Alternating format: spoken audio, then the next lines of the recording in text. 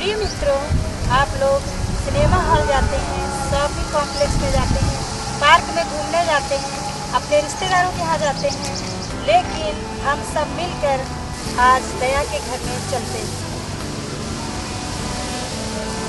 दया का घर वो है जहाँ शांति मिलती है, चैन मिलता है, आनंद मिलता है, पापों की क्षमा मिलती है, तमाम बीमारियों से, समस्याओं से मुक्ति मिलती है। तो आइए आज का सफर हम पास्टर सेफ जी के साथ शुरू करें।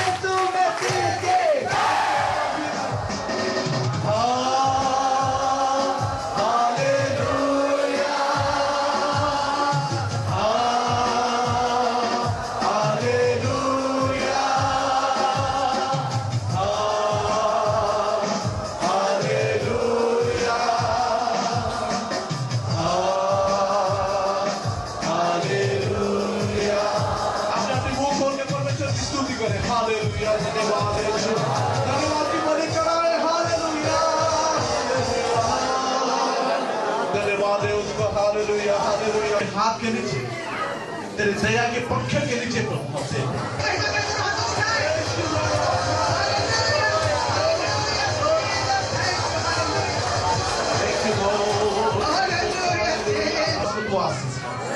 साथ ही इसका लिखा के एक भाई बहन को सबको मैं तेरे हाथ में देता हूं।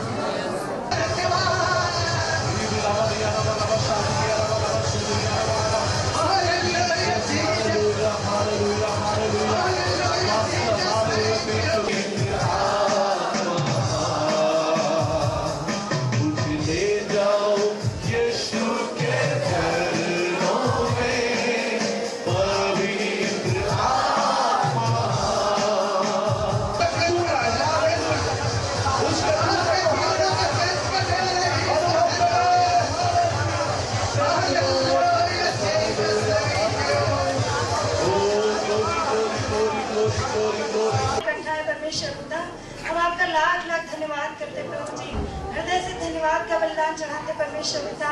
प्रभु जी अपने दास को अपनी शक्ति और सामर्थ्य से भर दे परमेश्वर पिता, और प्रभु जी आप इस्तेमाल करें प्रभु जी, हम धन्यवाद करते हैं। तारीफ बड़ाई प्रशंसा की भेंट प्रभु यीशु आपके चरणों में अर्पित करते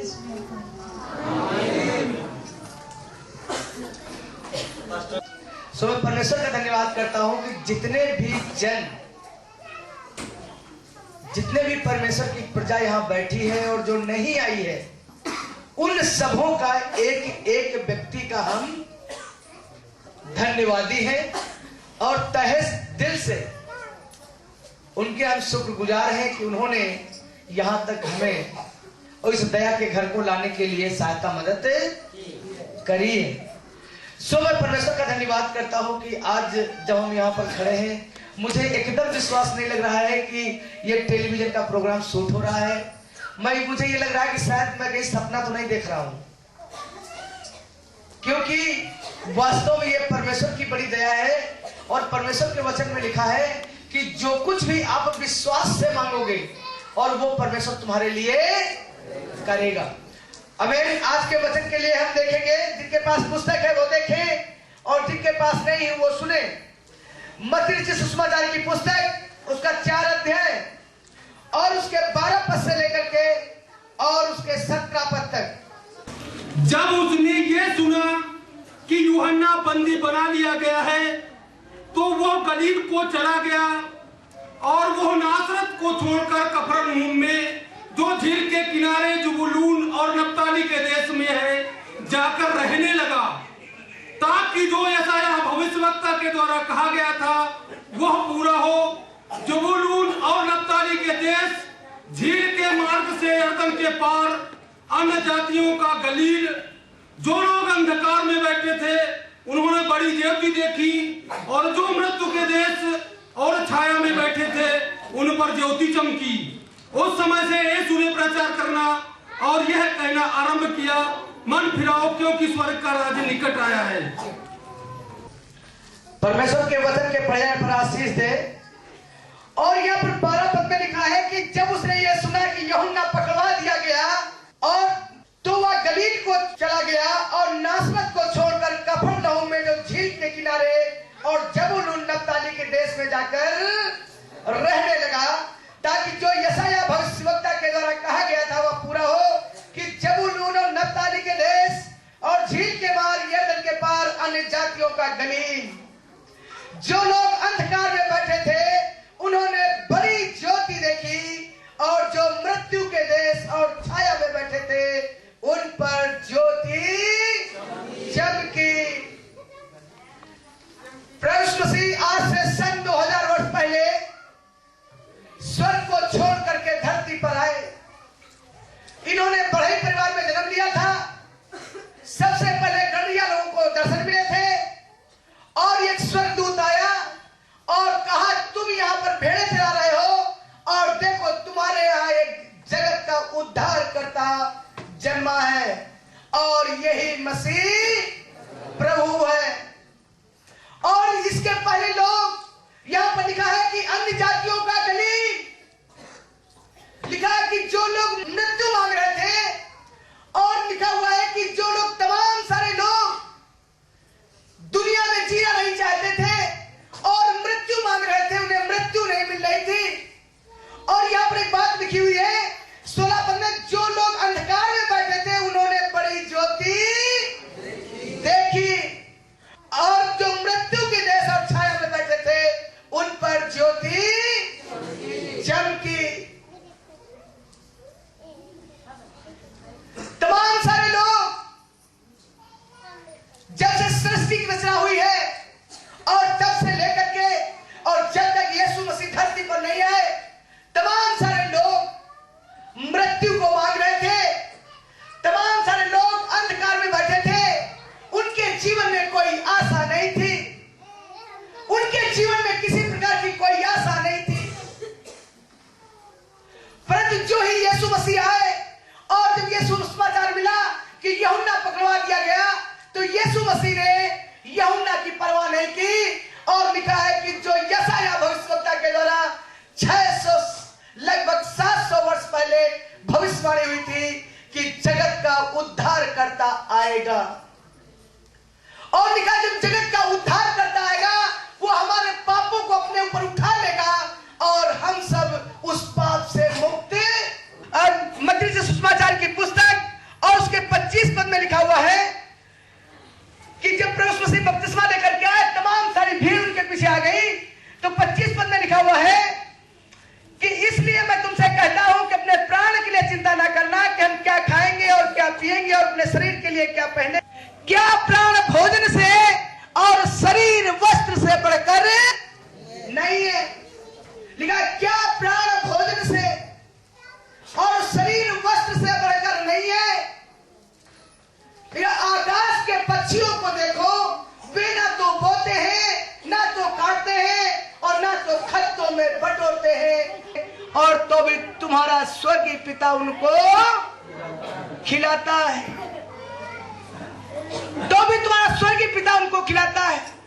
जब परमेश्वर इस धरा के प्रथम मानव की रचना करी तो प्रथम मानव की रचना करने के पहले परमेश्वर ने शुद्ध वातावरण और शुद्ध पर्यावरण बना करके तैयार किया।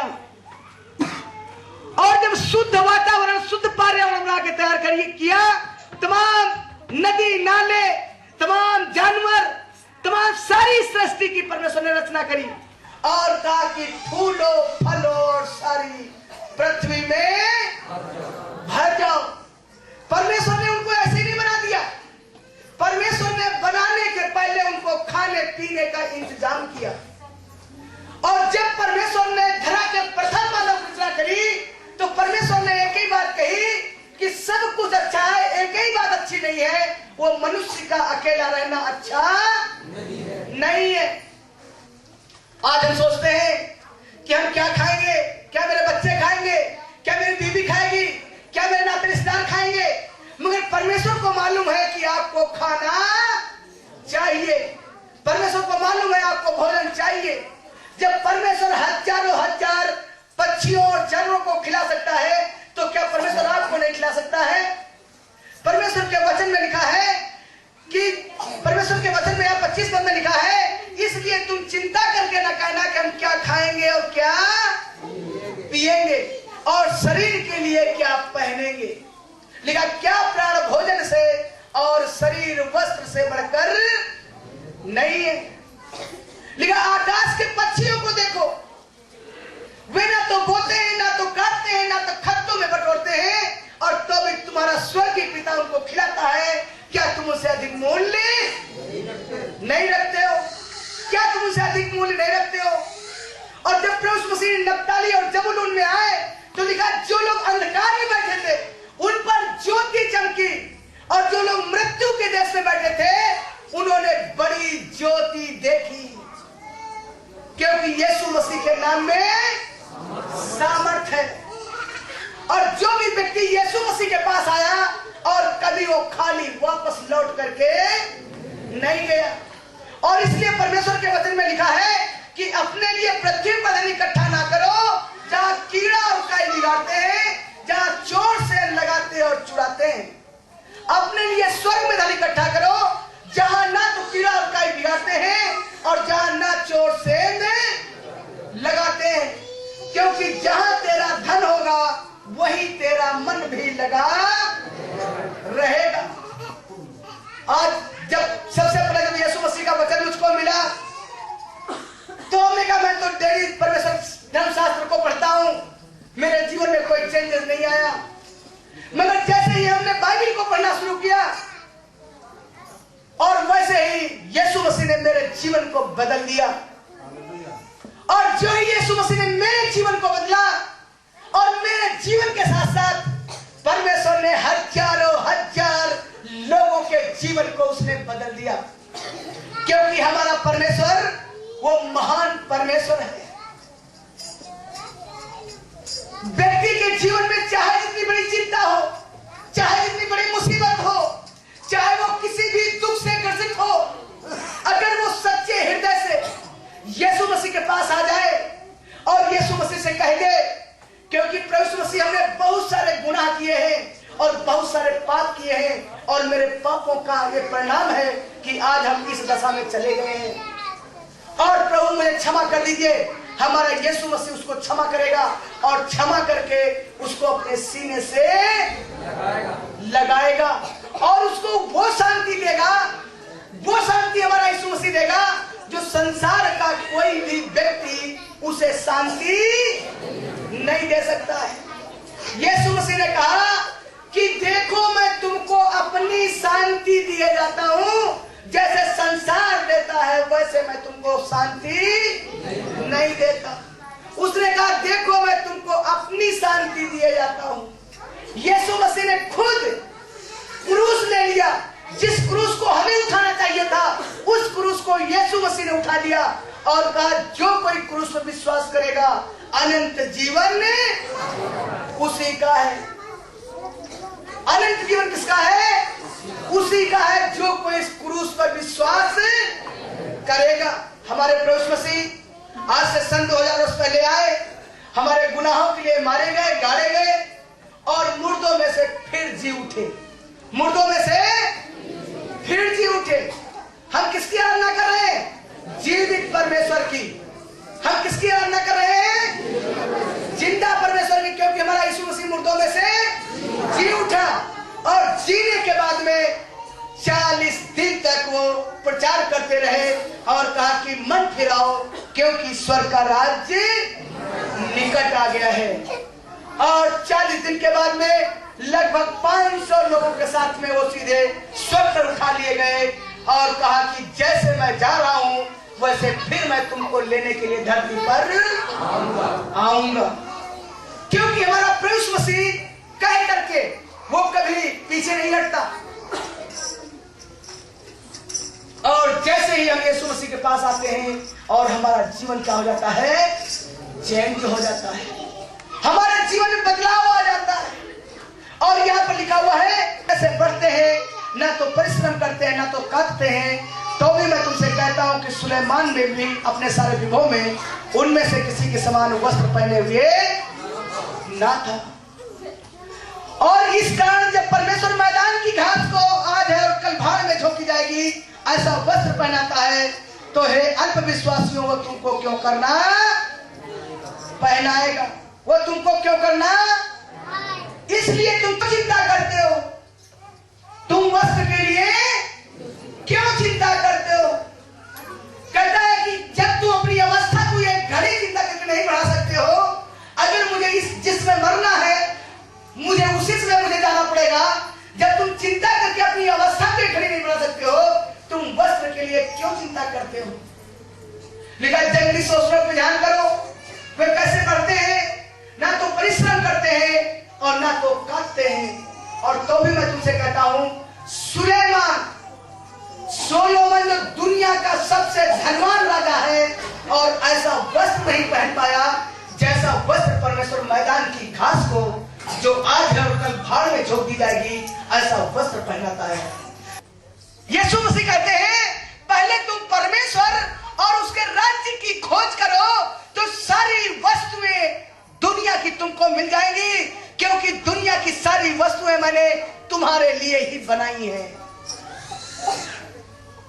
लिखा है दुनिया की सारी संपत्ति, चाहे वो स्वर्ग में हो, चाहे वो आकाश की हो, चाहे वो पृथ्वी की हो,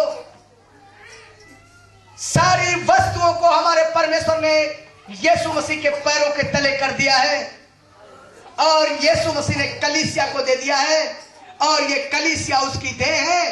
पहले तुम उसके राज्य और धर्म की खोज करो तो ये सारी वस्तुएं तुमको मिल जाएंगी। दुनिया की सारी वस्तुएं तुमको मिल जाएंगी। दुनिया की कोई ऐसी वस्तु नहीं है जो यीशु मसीह के पास नहीं है, क्योंकि उन्होंने मृत्यु पर विजय हासिल की है। और यीशु मसीह ने कहा कि हे मेरे प्रिय लोगों, तुम मेरे पास आओ। लिखा मुझसे सीखो, मैं नम्र और मन में दीन हूं, क्योंकि मेरा जुआ अपने ऊपर उठा लो, क्योंकि मेरा जुआ सहज और मेरा बोझ हल्का है। मेरा जुआ सहज और मेरा बोझ हल्का है। हम आपको बता दें मेरे भाई मेरी बहन, जिस दिन आप सच्चे हृदय से अपने सारे पापों के लिए अपने पश्चाताप करोगे और प्रभु से कहोगे प्रभु हमने वही किया है जो मुझे नहीं करना चाहिए था, प्रभु मेरे जीवन को चेंज कर दीजिए, प्रभु यीशु मसीह मेरे हृदय में आइए, मुझसे बातचीत करिए।